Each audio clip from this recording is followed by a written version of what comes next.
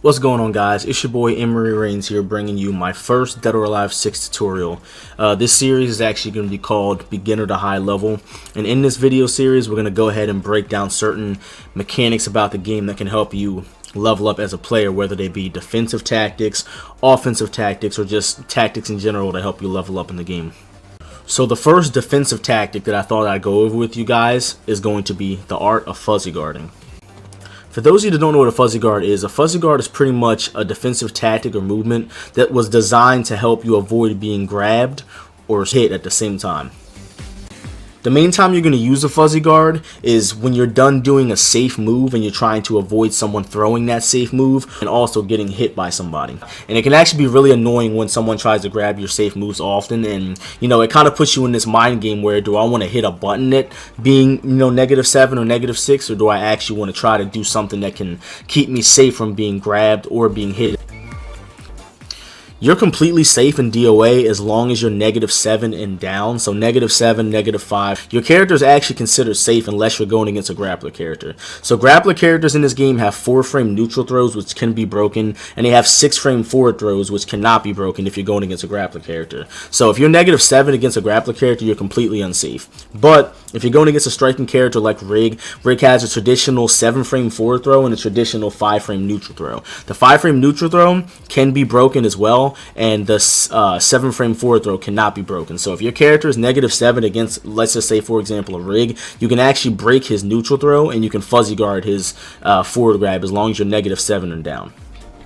So without further ado, I'm going to go ahead and tell you guys how to use the fuzzy guard properly and what the inputs are you're going to use to do them. So there's actually a couple ways to fuzzy guard, and again, I demonstrated it earlier in the video when the video first started, but I'm going to show you guys again here, and we're going to go ahead and talk about it in a little bit of detail. So we'll actually have the computer set to guard. They're going to guard all, and then the reaction is going to be to strike me. So in DOA 6, the training bot is actually programmed to do their fastest mid punch to you, and Dead or Alive 5, they actually did their 13-frame mid punch or their down forward punch, which really wasn't good for training purposes, but in this game they actually corrected that. So I'm going to go ahead and do one of Hayate's best strings in my opinion, because the first strike is not tracking but it's 12 frames. The second strike is a tracking move and it is -7 on block. So -7 again is going to be completely safe in this game against striking characters. The only thing they can do at that point is neutral throw me if they really wanted to get a good punishment off of me. But again, the neutral throw can be broken, so it's not even guaranteed punishment. So the only thing they're really going to be able to do is do a low at that point. So I'll show you guys, what it's going to look like to avoid the striking option. So as you can see, I did a very slight duck there, and if you look down, you'll actually see my input afterwards. I did down forward, and then I did down forward H. So pretty much that's going to be the input for it right there for one of them. So that's one way to do a fuzzy guard, is going to be down forward guard or H, or you can actually call it 3-3 guard or H. And again, I put the notations in the beginning of the video, and they're actually on the video screen as well, so refer to that if you guys have to. So that's one proper way to do it, and I'll show you guys again here. You see my character do a slight duck, and I'm still avoiding the strike. I'm not in a crouching state because I'm doing it fast enough not to get counter hit in a crouching state. So now I'll show you guys what it looks like to avoid the throw now. So I'm going to set them to reaction, and I'm going to use a throw, which is going to be their Rig's traditional 7-frame forward throw here, and I'll show you guys what it looks like to dodge that. So as you can see, I did the same exact motion, and I went under it. Just enough. You can actually get your fuzzy guards really clean to the point where you're barely ducking and you're avoiding it, just like that. And that's actually going to be the method that I use for fuzzy guard, and I use 3-3 block. Some people actually use a different method, and this is going to be going towards more of the old school players. I noticed that they like to use this method, and this method may actually be the better way to do it, just because you're actually moving. But the only problem with this method, I feel, is sometimes you'll back yourself into a corner, which is going to allow your opponent to get a little bit more pressure on you, especially when you're -7. That's the reason why I like to do this one, just because I'm a little more closer to them and I can still stay in the fight instead of evading my opponent and then going into a corner potentially. But if you're in open space, it is very good to do this method. So we'll talk about this one, and I'll go ahead and put them on strike again to show you guys that it works just the same way.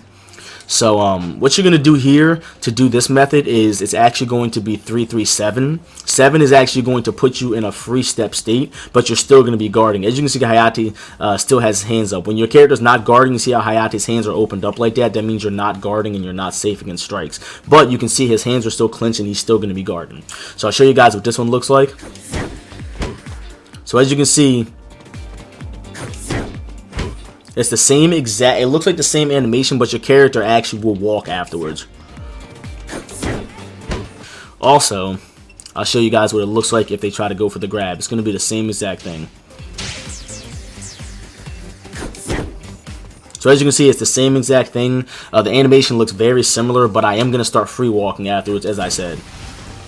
So, you know, that's pretty much what the fuzzy guard methods are going to look like. Again, one of them is going to be 3-3-H, and one of them is going to be 3-3-7, and they work exactly the same. This technique is really good. It's been in DOA for the longest time, and you know, it actually works very well against guard breaks as well, and I'll show you guys that in a minute. So now I'm going to show you guys another really good time to use a fuzzy guard. So the main time you're going to really be using a fuzzy guard, if you're not doing it when you're safe, it's actually going to be when someone guard breaks you. And again, when you're guard broken, you're still considered safe unless the person actually gets a free strike after, because obviously they're going to destroy you after that. But I'll show you guys what it looks like to do it after a guard break, and you're going to avoid the same options, the strike option, and you're also going to avoid the throw option. So Riggs quarter circle forward kick, which is the move I have him demonstrating there, it's actually going to be +9 on block. While Rig is in bending stance, he has access to a lot of strikes, including lows, throws, and mids, and also he has mid punches, he has high options. So he has pretty much every option in the book at that point. So what's the best thing to do when he pressures you with a +9 guard break? The best thing to do, again, defensively, if you're not going to hold or block, it's going to be the fuzzy guard. And again, the fuzzy guard is avoiding the throw and the strike at the same time. That's why it's super good to do.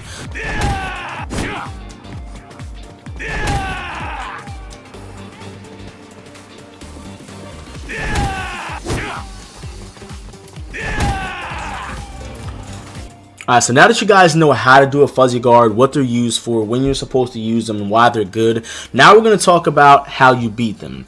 Now, when you're fighting very good players, I'll throw some names out there: Jaeger, Hoodless, you know, you got Caliber Blades, all those great players.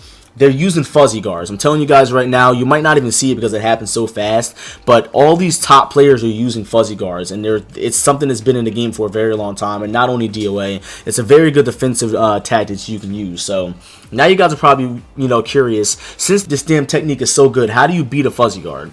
So I'm going to show you guys how to beat a fuzzy guard, and I hope you guys are still with me here. So the best way to beat somebody who's fuzzy guarding a lot is going to be to do a 12-frame throw. So again, if you guys are playing with grappler characters, just be mindful that your grabs are actually a lot faster. So you're going to have to find a different throw that's going to, you know, time to beat the fuzzy guard. But we're going to use Rig as a striking character, and he has a 12-frame throw, which is going to be his half circle forward throw.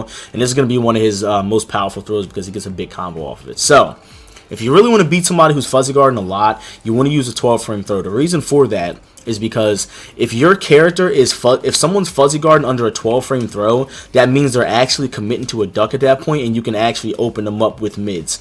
There's no way to properly fuzzy guard a 12-frame throw and be doing the fuzzy guard the correct way. If someone is going under a 12-frame throw, that means that they're committing to a full crouch. There's no way they're going to go under a 12-frame throw with a fuzzy guard. So if they're doing fuzzy guards that deep, that means you can actually hit them with mids. I'll actually show you guys what it looks like if someone is actually trying to fuzzy guard a 12-frame throw if they do it properly.